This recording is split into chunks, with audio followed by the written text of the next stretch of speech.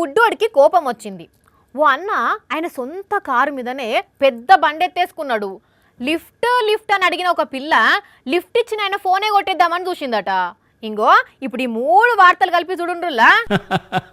చూసినరానుల్లా బుడ్డోన్ని ఈయన కోపాన్ని వెనుక బండోళ్ళే వాళ్ళ ఆరని కొట్టి డిస్టర్బ్ చేసినరని దండిగా కోపం చేస్తున్నాడు. ఇంకా నయం బండి దిగి కొట్టలేదు.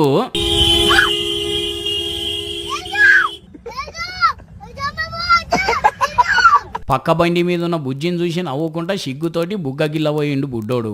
ఇంతల్నే హారం సప్పుడిని గజ్జుననికి ఇట్లా కోపం చేసిండు. ఇక ఈ బుడ్డోని కథను చూసి ఆ 2 బండ్ల మీద ఉన్నోళ్ళే కాదు, సోషల్ మీడియాలో పబ్లిక్ కూడా మస్తు నవ్వుకుంటున్నారు. బుడ్డోడు మామూలోడు కాదు అని కొందరు అంటుంటే, ఈ వయసులోనే ఇట్లుంటే ముందు ముందు ఇంకెట్లుంటాడో ఈడు అని కామెంట్లు పెడుతున్నారు ఫన్నీగా. అయితే ఇది నిజం వీడియో కాదు, ఏఐ తోటి చేసిన వీడియో అని ఇంకొంతమంది అనబట్టిండ్రు.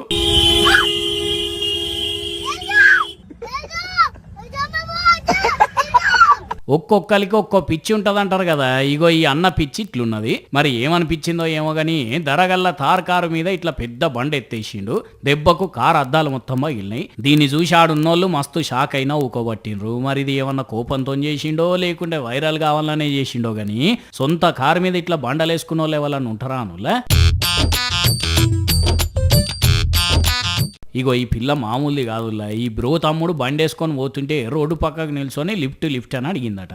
అయ్యో ఆడివిల్ల కదా పాపం హెల్ప్ చేసినట్టు ఉంటుందని ఇస్తే వెనక కూర్చుండి మెల్లగా జేబుల నుంచి ఫోన్ కొట్టేద్దామని చూసిందట. ఆయనచే వెంటనే ఇట్లా పట్టుకున్నాడు. జైపూర్లో జరిగిన ముచ్చటిది. కానీ చూసిండ్రా దొంగతనం కోసం ఏమి ఎసొంటి ప్లాన్ వేసిందో. ఇగో గిసొంటోళ్ళని చూసినప్పుడే ఎవరిని నమ్మాలనో ఎవరిని నమ్మొద్దో అర్థం కాకుంటున్నది అనిపిస్తుంది.